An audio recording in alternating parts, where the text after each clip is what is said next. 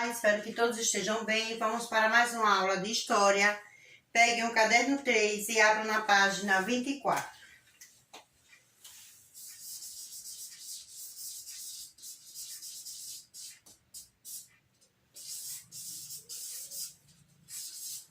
Caderno 3.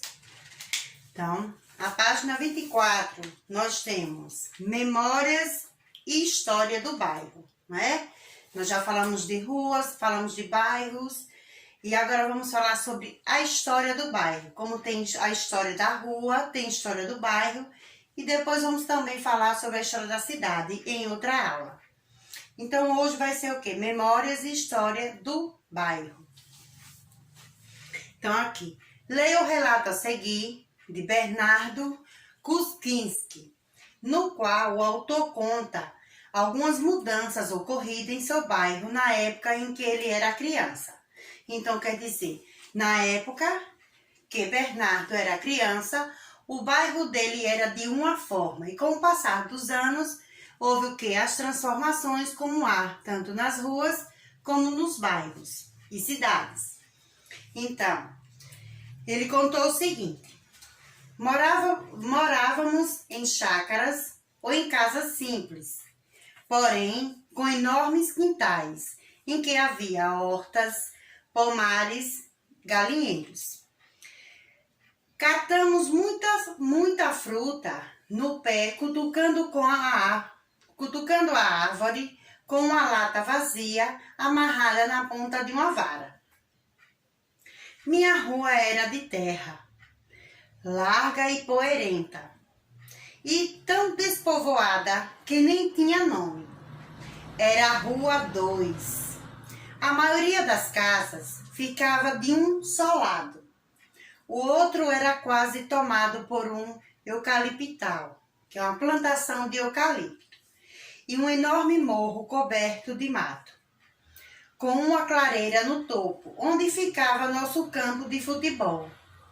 A cada dia da semana, um vendedor percorria nossa rua, tocando um sininho e apregoando, quer dizer, anunciando sua mercadoria. Um dia era o peixeiro, e nesse dia comíamos sardinha. Outro dia o homem tocava os cabritos, e nesse dia bebíamos leite de cabra. Depois o entregador de gelo, e assim por diante. A geladeira era uma caixa de madeira grossa. Enfiava-se o bloco de gelo lá dentro, junto com os alimentos a serem conservados. Eu devia ter uns 6 ou 7 anos quando certo dia chegaram à Rua 2 muitos homens munidos de pás, picaretas e enxadões. Abriram um rasgo profundo no barranco e se puseram a desmanchar o morro. Atrás deles vieram dezenas de pequenas caçambas puxadas por burricos que levavam a terra para longe. Era um vai e vem incessante, divertido de se ver. E lá se foi o nosso campinho.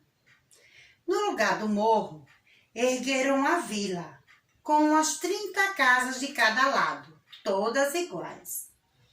Eram os anos de 1940, época em que toda São Paulo construíram-se vila.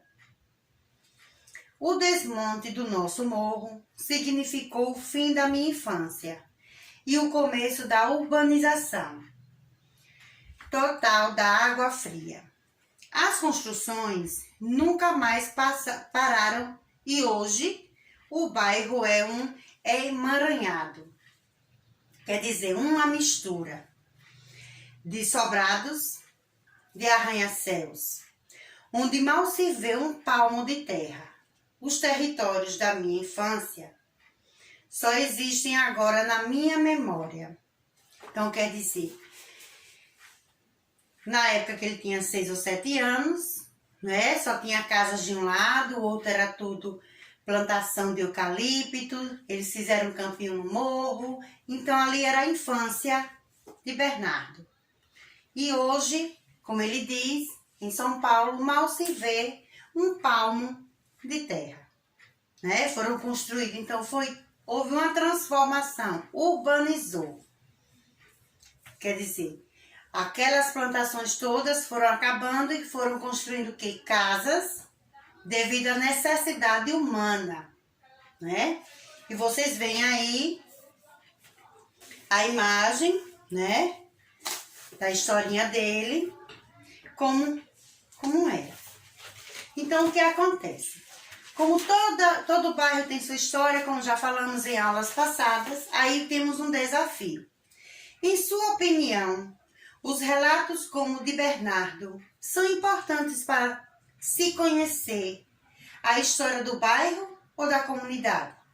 Por quê? Quais outros objetos ou documentos podem ser utilizados para compreender a história da comunidade? Então, a história, além de ser contada como foi contada, como o Bernardo acabou de relatar, né?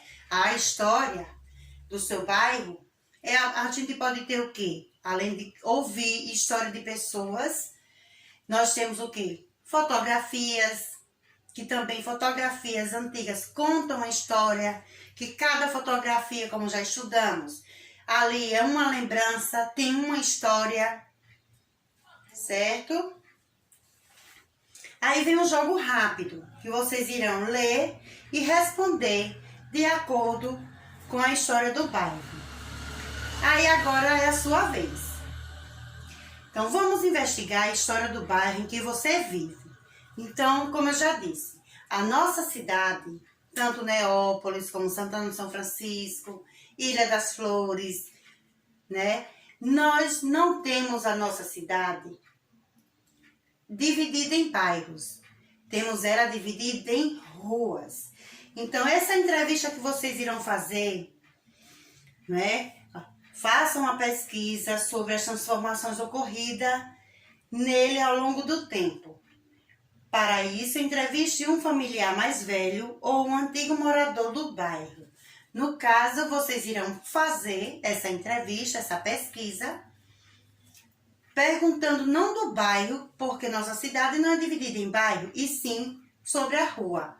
Porque se alguém da sua família for o mais velho da família, que você for perguntar, a vovó, seja quem for, vai dizer as transformações que houve na rua que vocês moram, certo? Então, vocês irão perguntar não sobre o bairro, e sim rua. No lugar de bairro, vocês vão usar rua. Por que vai usar rua?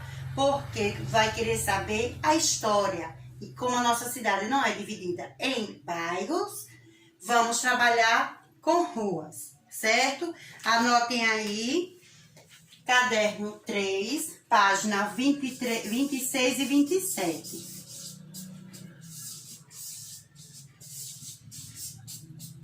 Certo? E logo mais à tarde, vamos tirar alguma dúvida que ficar, tá certo? Até mais tarde.